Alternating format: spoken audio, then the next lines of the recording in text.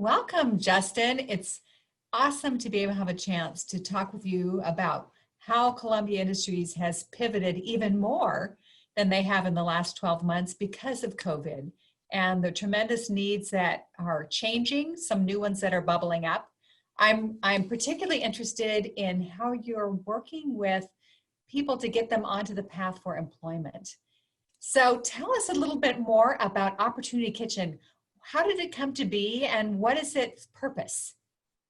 Well, we originally, when we came up with the concept of Opportunity Kitchen, it started with just the idea that we wanted to do some on-site vocational training for some of the people we serve, recognizing that if employers in the area had a choice between serving one of the people we have in an entry-level job that we're helping and someone else who might have a little more stability in their life and resources and maybe doesn't require as much training, that if we provide the person we're serving with some vocational training and entry-level skills, that they'd get a leg up and be in a more competitive situation, because we really want to highlight their value.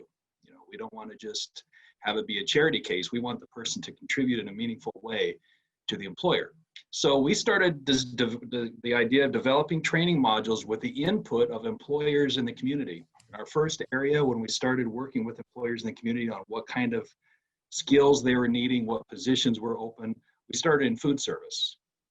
And so meeting with those different employers and learning about what they were needing, what skills they were needing, they were very helpful. In fact, they were opening up their doors so we could go and follow along in the kitchen, look at their job descriptions.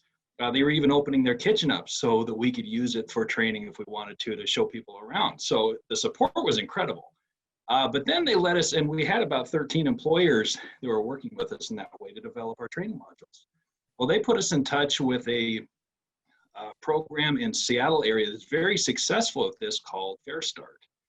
And they happen to have a consulting wing called Catalyst Kitchen. So we decided to become a member, and we learned tremendously from them, not only that we could have just simulated training, but live training, production in a production environment that actually provided food to the community, so that the students were learning, okay, I can really produce, I can contribute. So we developed a 12 to 16 week program that allowed them to learn the various skills they needed to be competitive in the community, and it's working well. So yeah, and so we started that a year ago, but then when COVID happened, of course, a lot of restaurants shut down. We had a class graduating right when COVID hit. And we were looking at the situation where, okay, what kind of job prospects do these students have and that are going out? How can we place in the community? As real uphill battle as it was, let alone with the challenges in the community, there's a lot of people just furloughed and waiting at home. So, you know, what are we going to do about that? Then we also became aware of the need for emergency meals in the community. We ourselves we weren't able to operate competitively. We were doing dining events and things like that for catering, but that's off the table. So we decided to start with this concept of emergency meals, and we would bring our students back into an advanced curriculum.